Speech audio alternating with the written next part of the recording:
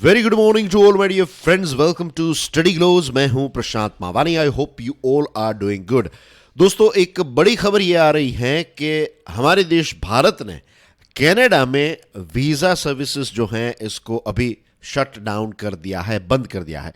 तो देखेंगे कि इससे सबसे ज़्यादा कौन प्रभावित होंगे। एज वी ऑल नो कि कनाडा और इंडिया के बीच में टेंशन्स चल रहे हैं, राइट। और इसी चीज़ को ध्यान में रखते हुए भारत ने यह डिसाइड किया है कि अब जो हमारी वहाँ पर हाई कमीशन की ऑफिस हैं या फिर हमारी वहाँ पर जो काउंसिलेट की ऑफिस हैं, तो वहाँ पर कोई भी कैनेडियन व्यक्ति जो है वो वीज़ा के लिए अप्लाई नहीं कर पाएगा। और लेट्स से अगर कोई ऐसा व्यक्ति है जो कनाडा में है, राइट, कोई दूसरे देश का सिटीजन है लेकिन अभी वो कनाडा में रह रहे हैं और वो इंडिया आना चाहते हैं और वो ये सोच रहे थे कि इंडिया की जो हाई कमीशन है या फिर काउंसिलेट की ऑफिस है वहाँ पर जाकर अप्लाई करेंगे, तो अभी ये वीज़ा सर्विसेज जो हैं वो बंद कर दी गई हैं। इसको सस्पेंड कर दिया है हमारे देश भारत ने।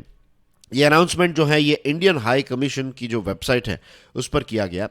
और हमारे देश ने ये भी एडवाइस दी है कि कनाडा में एंटी इंडिया एक्टिविटीज़ जो है वो चल रही है। तो हमारे जितने भी लोग वहाँ पर रह रहे हैं उनको भी एक वार्निंग जो है वो हमारे देश ने ऑफिशियली प्रोवाइड की, हमारे सिटीजन्स को अलर्ट किया है, right, which is a big thing. Now as we all know dear friends के दोनों देशों के बीच में अभी डिप्लोमेटिक इश्यू चल रहा है, बहुत बड़ा इश्यू चल रहा है, राइट। और इसके बारे में हमने विस्तार से डिस्कशन भी की थी।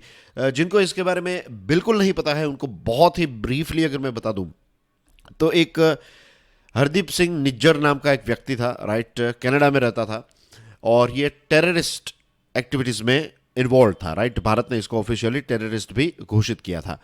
तो अभी कुछ महीने पहले की बात है, लगभग 2-2.5 महीने पहले ये निज्जर जो हैं इसकी हत्या हो गई, गैंग वॉर में हत्या हो गई ऐसा भारत ने कहा। लेकिन कनाडा का कहना यह है कि रिसर्च एंड एनालिसिस विंग यानी कि हमारी खुफिया एजेंसी जो है उसने निज्जर की हत्या की है। और ये इल्ज़ाम जो है ये कनाडा के प्राइम मिनिस्टर ने वहाँ की पार्लियामेंट की एक स्पीच में भारत पर लगाया और उसके बाद ये रिलेशनशिप जो है वो काफ़ी ज़्यादा ख़राब हो गई। और बार बार भारत ने कनाडा की सरकार को ये भी बताया कि आपके वहाँ से एंटी इंडिया एक्टिविटीज़ हमारे देश के खिलाफ हो रही है तो आप इनके बारे में कुछ कीजिए।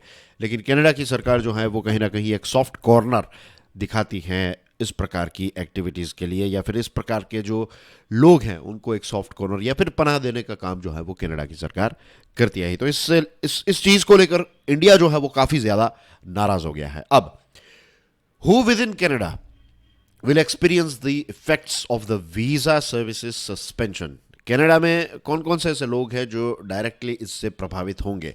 देखिए, कनाडा के जो लोग हैं जो भारत आना चाहते हैं, जिनके पास भारत के वीज़ा नहीं है, इंडियन वीज़ा नहीं है, वो प्रभावित होंगे। फॉर एग्जांपल टूरिस्ट्स, राइट, हर साल कनाडा से बहुत सारे टूरिस्ट जो हैं वो हमारे देश में आते हैं।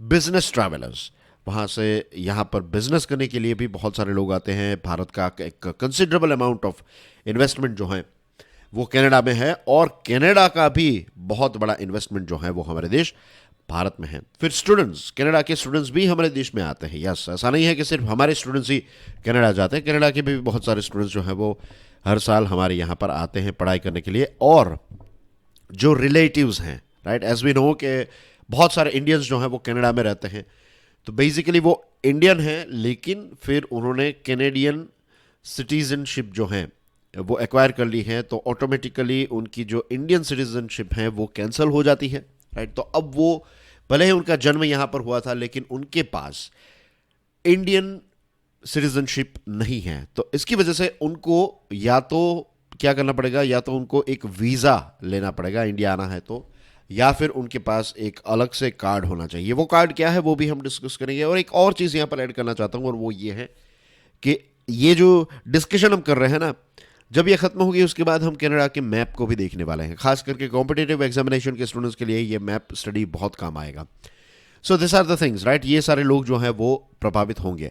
अब हमारे जो टूर ऑपरेटर्स हैं वो यही आशा रख रहे थे, उनका यही एंटिसिपेशन था कि इस साल हमारे देश में जब विंटर आएगी तो कनाडा से बहुत सारे टूरिस्ट जो हैं वो हमारे देश आने वाले थे।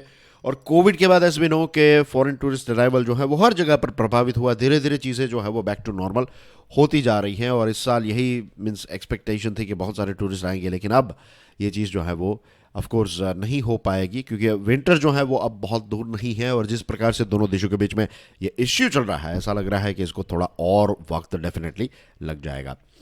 Will Indian origin Canadians with OCI cards also be affected? Right दोस्तों, OCI इसका मतलब क्या होता है? Overseas citizen of India. आपने देखा ये रहा पासपोर्ट, राइट, और पासपोर्ट के बाजू में जो है ना this one, overseas citizen of India. ऐसा ही लगेगा कि ऊपर ऊपर से देखेंगे then you will feel like this is a passport, लेकिन ये overseas citizen of India card है, और ये भारत सरकार के द्वारा दिया जाता है. अगर आपके पास किसी दूसरे देश की लेट्स से नागरिकता है, या फिर आप सिटीजन बन गए, लेट्स से ब्रिटेन के सिटीजन, किसी भी देश के, राइट, कैनेडियन सिटीजन है फॉर एग्जांपल, और आप बेसिकली आपके पेरेंट्स लेट्स से यहाँ पर उनका जन्म हुआ था, या फिर आप यहाँ से वहाँ पर माइग्रेट हुए और उसके बाद आपको वहाँ की सिटीजनशिप आपने एक्वायर की है, तो आप OCI कार्ड के लिए अप्लाई कर सकते हैं. और OCI कार्ड जो हैं जिनके पास होगा वो इस डिसीजन से प्रभावित नहीं होंगे, क्योंकि उनको वीज़ा लेने की ज़रूरत नहीं है. किसी भी व्यक्ति के पास जब OCI होता है तो OCI life time entry provide करता है इंडिया में, और आप यहाँ पर रह भी सकते हैं और आप यहाँ पर काम भी कर सकते हैं, राइट, अगर आपके पास OCI है तो जिनके पास OCI है वो प्रभावित नहीं होंगे.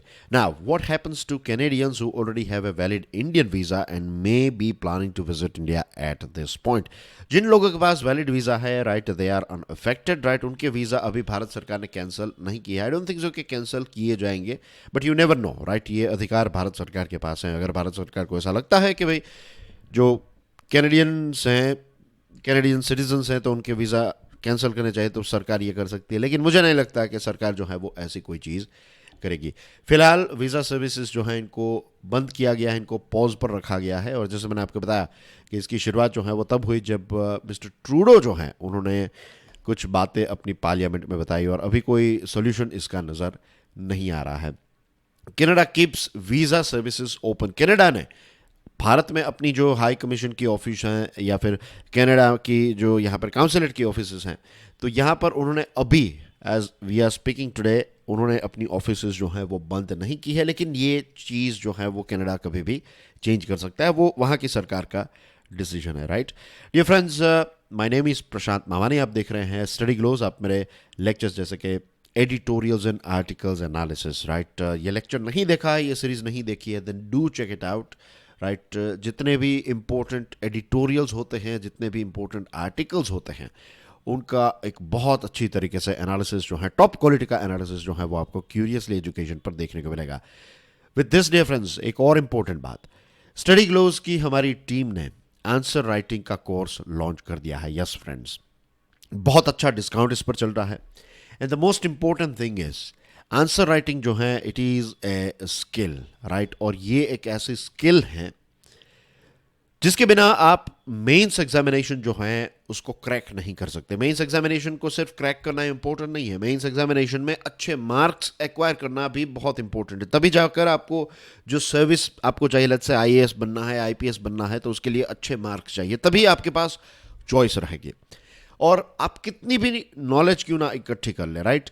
वैसे नॉलेज का कोई मीटर नहीं होता है नापने का, लेकिन आप कितनी भी पढ़ाई कर ले, कितने भी ऑब्जर्वेशन कर ले, लेकिन मेंस एग्जामिनेशन में अगर आप ये नॉलेज जो है उसको आप एक्सप्रेस नहीं कर पाएंगे with the help of writing, तो फिर मार्क्स नहीं आएंगे. तो answer writing course is very very important for you.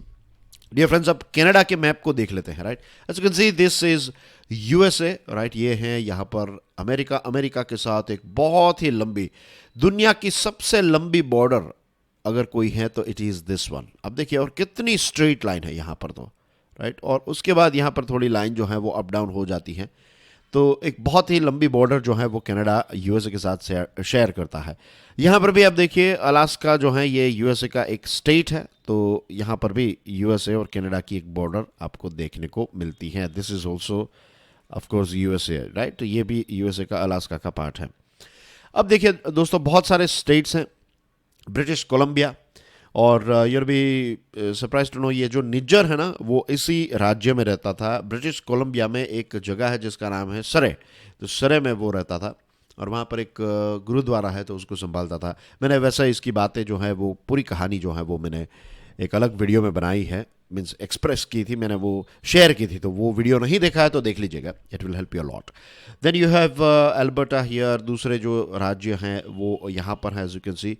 सबसे ज़्यादा लेक्स भी आपको यहाँ पर देखने को मिलेंगे, बहुत सारे लेक्स हैं, right. Great Bear Lake, Great Slave Lake, Hudson Bay, और बहुत सारी ऐसी जगह आपको देखने को मिले। दूसरी चीज़, जो करंट्स होते हैं ना, ओशियन करंट्स, और खास करके जो कॉम्पिटिटिव एग्जामिनेशन की तैयारी करने वाले स्टूडेंट्स हैं उनके लिए बहुत इंपॉर्टेंट है।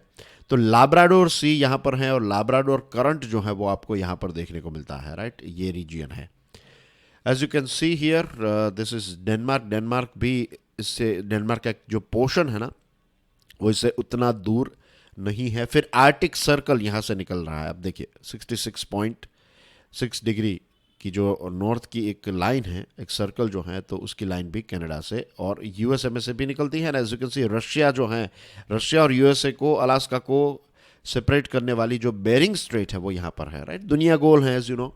जनरली हम मैप में देखते तो लगता है कि रशिया एक तरफ है और यूएसए एक तरफ है, लेकिन आप पीछे की साइड देखेंगे देन यू विल फाइंड कि यूएसए और रशिया जो है वो एक दूसरे से सिर्फ ये बेरिंग स्ट्रेट से ही दूर हैं, ठीक है। So this is how it is. और नॉर्थ मैग्नेटिक पोल जो है वो यहाँ पर है, राइट। नॉर्थ पोल जो है वो यहाँ पर है। इन दोनों में भी एक डिफरेंस है, वो नहीं पता है तो पता कर लीजिएगा। आर्टिक सी जो है वो यहाँ पर है। तो ऐसी बहुत सारी इंपॉर्टेंट चीज़ें, अटलांटिक ओशियन यहाँ पर है, पैसिफिक ओशियन यहाँ पर है।